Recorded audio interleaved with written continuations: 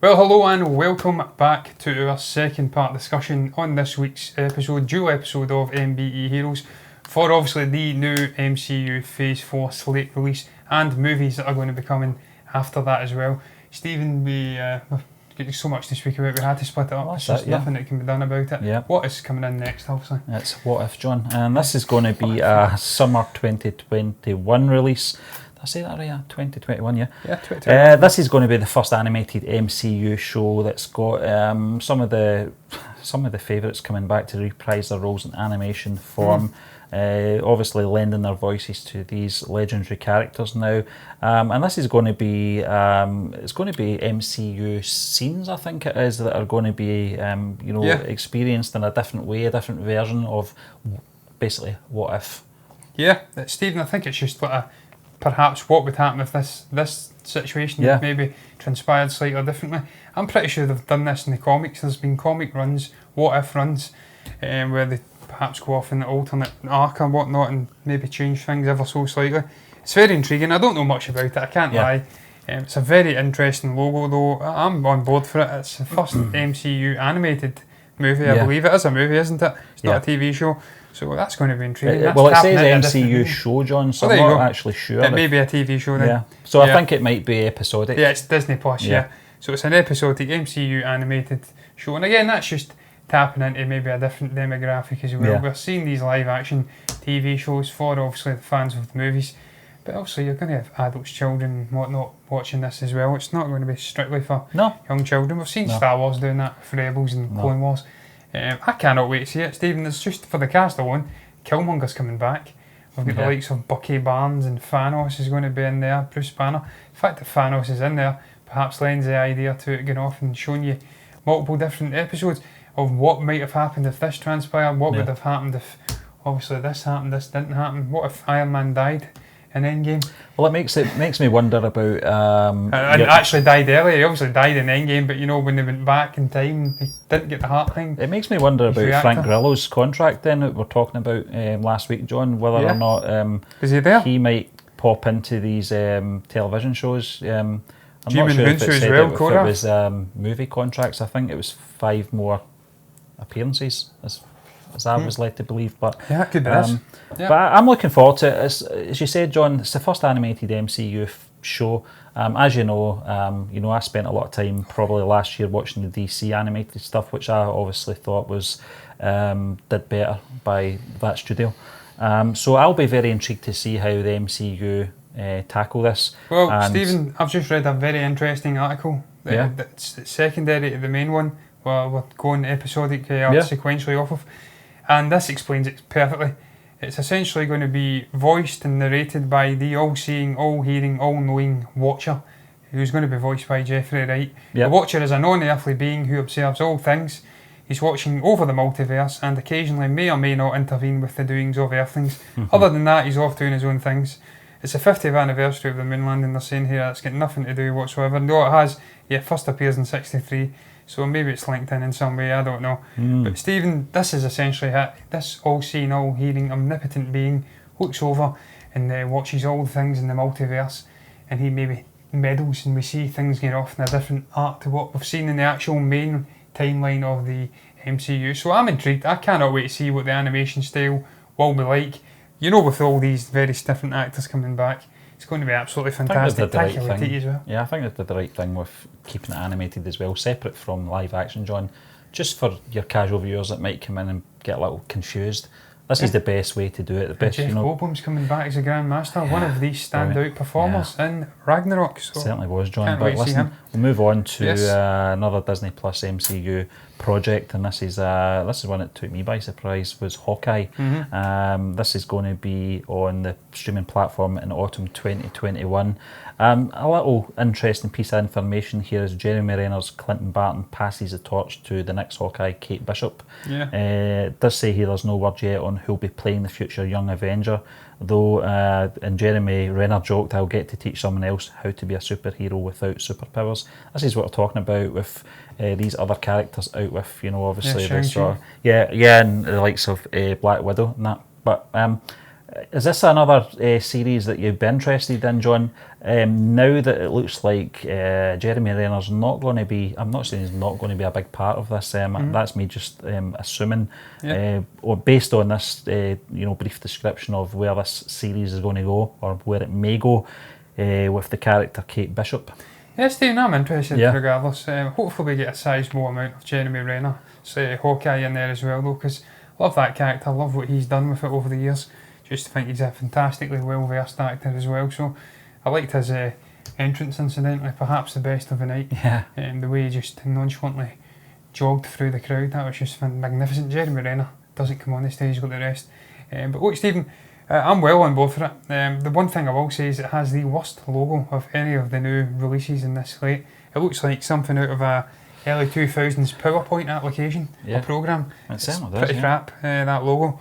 But maybe that again is just hinting at the handing of the baton over to the obviously Kate Bishop character. It's a little bit more feminine for me than what I would anticipate if it was a Jeremy Renner led or helmed in the main TV show. But I'm on board for it regardless. I've got faith in Kevin Feige, faith in the rest of the team who obviously got on stage at one point, who have had their hand in all these different projects over the last 11 years.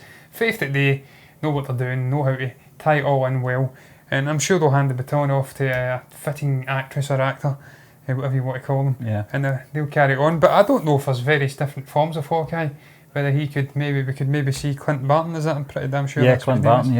Maybe going off and taking a different vein. Maybe well, working in conjunction with Kate Bishop. We naturally assume, John, that he would appear a younger version of him in obviously the Scarlett Johansson series. There's no mention of that. He might pop up in a cameo, I suppose, but I do want to see more of Jeremy Renner's Clint Barton. Yes, of course I do, because he's one of my favourite characters in the MCU. But I don't mind that because I don't know, obviously, the sort of discussions that have been happening in the background with Jeremy Renner and his commitment to television series. It might be that he doesn't want to commit because he's a man of many talents, and he's away from obviously the Hawkeye character, he's appeared in so many great films and he's played some great characters. So loved his quote as well. What was about it? It being an amazing character. Yeah. In a sense, ultimately a better version of him. Yeah. And every fibre of Hawkeye, it's a sentiment of that is the fibre of what Hawkeye is.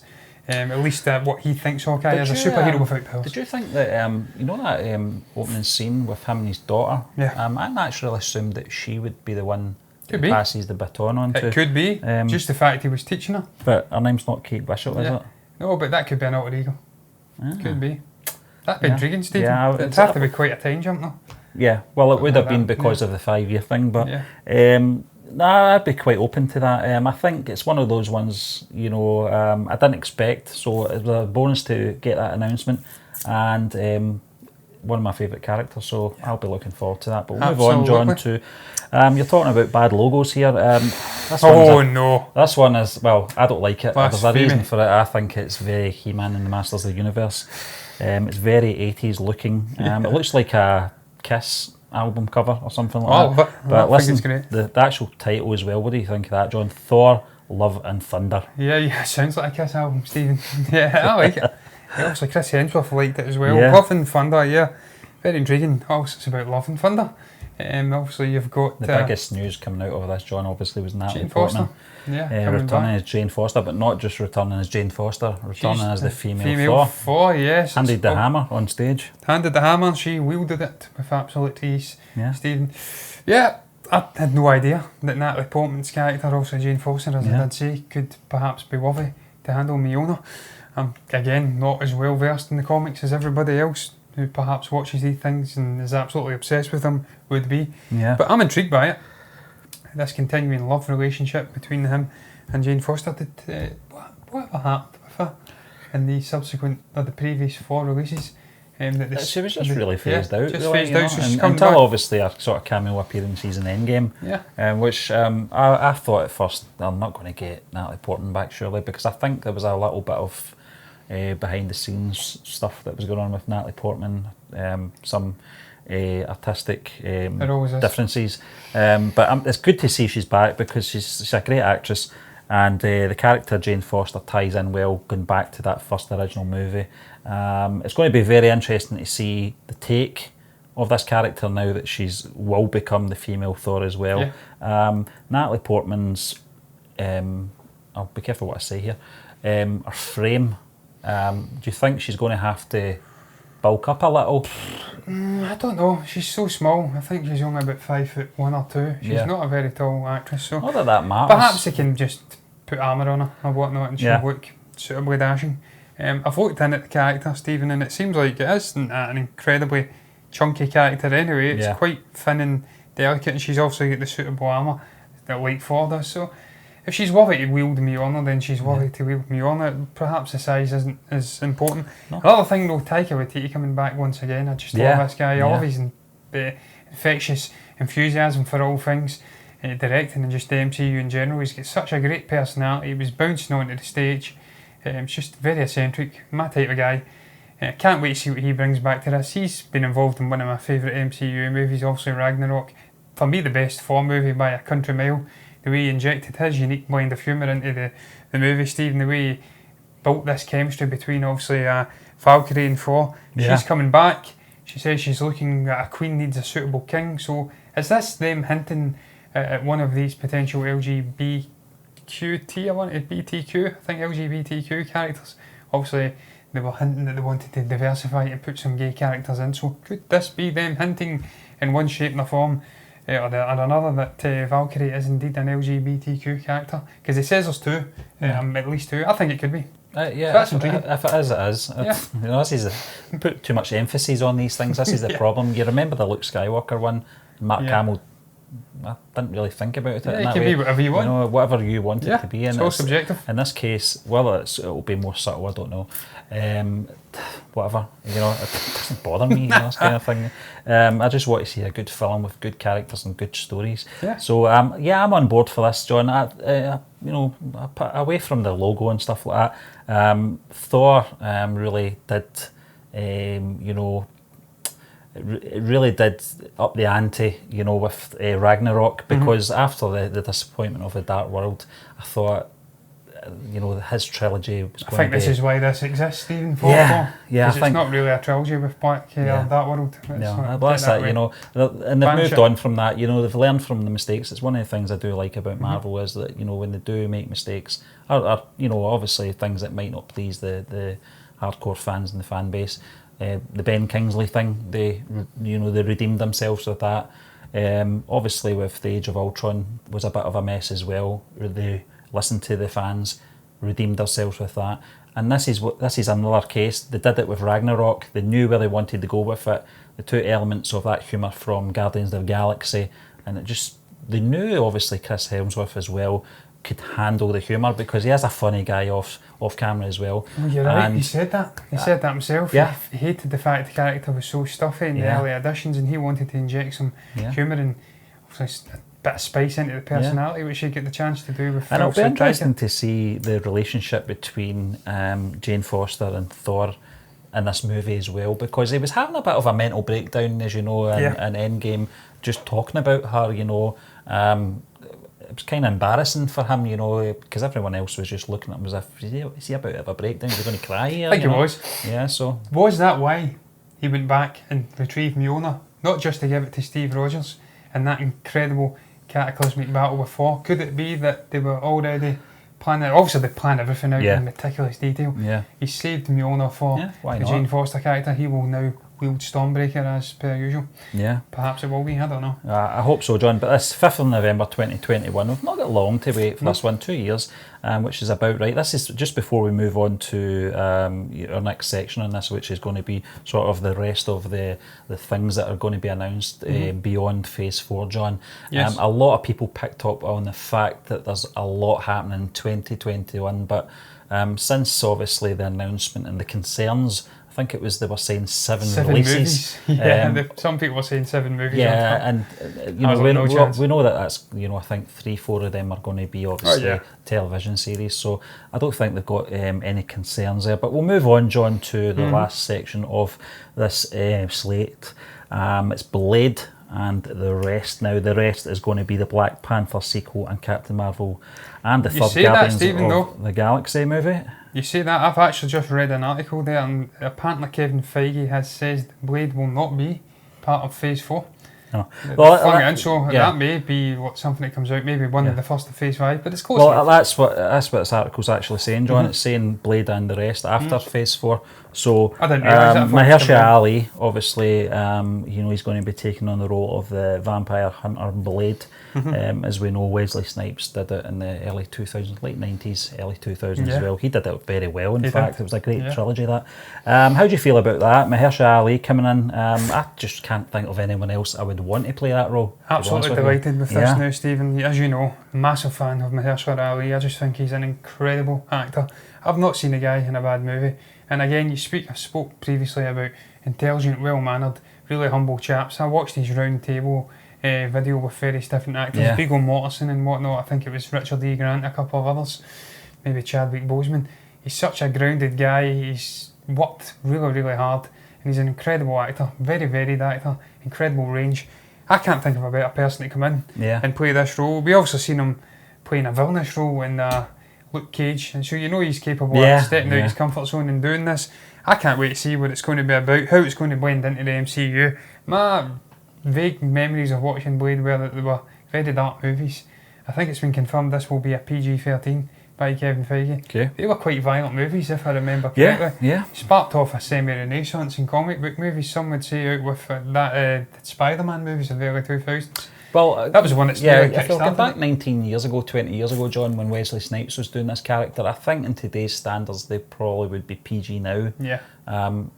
That's the way I look at it anyway. When you look at films like The Terminator, when it came out in '84, it was an 18 past. I think that would probably be a 15 now, so in today's standards that would probably be about right. I'm looking forward to that. I can't wait to see that. Obviously, as you said, John, this will be after Phase 4. Just a couple of other announcements just to sort of reassure fans that they've not forgot about other things, is obviously the Black Panther sequel, Captain Marvel sequel, and obviously the third Guardians of the Galaxy movie. Probably the big one out of all these, apart from Blade, is probably the announcement of the Fantastic Four and the Mutants. John, what do you feel about that? Absolutely delighted, Stephen, to perhaps see finally a good Fantastic Four movie, because I've not connected with any of the other ones, I have to say. And how they're going to blend this in with Mutants as well, the first sort of sprinklings of what's going to happen in future phases of the MCU, introducing the X-Men and whatnot. Very excited, cannot wait to see it happen, cannot wait to see who's going to be part of the actual Fantastic Four. David Harbour was hinting he would be one of them, but now he's playing the Red Guardian, I think it was. So how's that going to play? Maybe this is the origins of one of the Fantastic Four. I'm not well versed on the characters at all, but yeah, I'm glad to see they're starting to utilise some of the Fox franchises and blend them into the all-consuming MCU. I can't wait. Cannot wait. It was something we knew wasn't going to happen in Phase 4. Kevin Feige came out and said this is going to be way off in the distant future with the Fantastic Four and the Mutants, the X-Men. The reason for that is because the Fantastic Four's had a bad track record. Obviously the reboot that came a few years ago was a massive flop. I think time has to be on these characters' side. Kevin Feige, I think, is doing the right thing. Leave this till, I don't know, maybe 5, 6, 7 years from now. Because people still relate to the Mutants characters, the likes of Hugh Jackman's Wolverine, etc. It's going to take a lot of time to pass. I don't think the time is now to do that. I think it's too soon after the likes of Logan and obviously the other films. But we'll just move on to our final piece of news, John. We were going to headline this, but I think it's probably made sense that this, by the time that obviously this show goes out, this is going to be a little bit old news anyway. But probably the biggest news for the MCU. This is 2.7, I think it's, or 2.8 nearly $billion. This little movie from MCU called Endgame. Don't know if you've heard of it. Finally managed to be the new king of the global box office, John. 2.79 billion it is. Absolutely amazing. Now, we've been back and forth, obviously, John, over the last few months since obviously the film came out in April, whether or not this film was going to surpass Avatar or not. There was a moment when we thought it was going to no problem, it was going to, you know, shoot down the fast lane in the highway with ease. Then there was this little sort of dip where we were starting to doubt whether or not it would. Yeah. Then the re-release came, didn't look like it had enough legs on it to even get over the finishing line to overtake Avatar. How do you feel about this, John? Because I did say at the time, obviously, when the film's released, if this film doesn't beat it, no film will ever beat it. Now we've got the Avatar people coming on, the fans of Avatar saying, that's okay, wait till Avatar 2 comes out. I doubt this is going to top Endgame, I'm sorry, but I don't think it's going to. No, it's not. As I said, this is a once-in-a-lifetime event. Stephen, I think Avatar's more likely to flop than top Endgame. That's the truth. I think it's more likely to floppity flop down into the watery hills of whatever the hell they're setting it. Pandora, is it? I think it's more likely to flop. There you go. Now, that's my opinion. There's no way it's topping Endgame. No. Absolutely delighted to see that Endgame has become the biggest movie of all time. It deserves to be for everything that it represents, not just artistically. The job that these guys, this whole array of people, did putting this movie together. The Russo brothers, all of the writers, the visual effects artists, everything, every single person involved, all of the actors. The storytelling through 11 years of blood, sweat and tears. Kevin Feige, magnificent, and just rejuvenating a flagging and flailing sort of a genre where actors couldn't be asked. Was a reason Spider-Man came out when it did a few weeks ago. They knew what they were doing. It would boost the other movie. Yeah, exactly, Stephen. But Stephen, there was a point in the early 2000s and in the 90s where people didn't want to be associated actors, that is, with comic book movies. Yeah. They've completely rejuvenated that to the extent where we have the likes of Michael Douglas coming in, Angelina Jolie coming in, Kate Blanchett, people that want to come in who are gargantuan actors and actresses. No, we'll not talk about her on here, Stephen. She has no place on this show. That whinging little bitch. But Stephen, they've rejuvenated it. This is just a culmination of all of that. This final movie in the Infinity Saga, and I'm delighted to see it is number one, fully deserved. You're absolutely right, there was a point where I thought it would absolutely cakewalk it. It grossed something like nearly $2 billion in its first 2 weeks. Yeah. It was ridiculous. It's like, this is going to be a joke, it will hit 3.5 billion or something. Then it started to drop, and then, as you did say, they re-released it, and we thought perhaps this is just a cynical ploy to get people egged up for the home release. You know, there are people in the Avatars camp on social media as well, you know, try to bring what would you call it, basing it on, inflation. Inflation from, 2009 or whatever it was. In that case, what was that movie they always go on about? It's been re-released about 50 times. It was like a classic from the 1930s. Yeah. That would have been the number one all-time movie. So they're just butthurt, Stephen. I don't know why they're butthurt, because that's what it is, Avatar. It's a retelling of Ferngully, really. Yeah. With existential, extraterrestrial things tacked on. James Cameron's a great director. Yeah. Not taking anything away from the guy. He's got two of the greatest movies in the top 3, 4 of all time. But sadly, he's not got the top one of all time now, and I'm absolutely delighted about it. But we'll just end on that note anyway, John. We'd just like to thank you once again for watching part 1 and part 2 of this week's MBE Heroes. We will be back again tomorrow with MBE Movie News.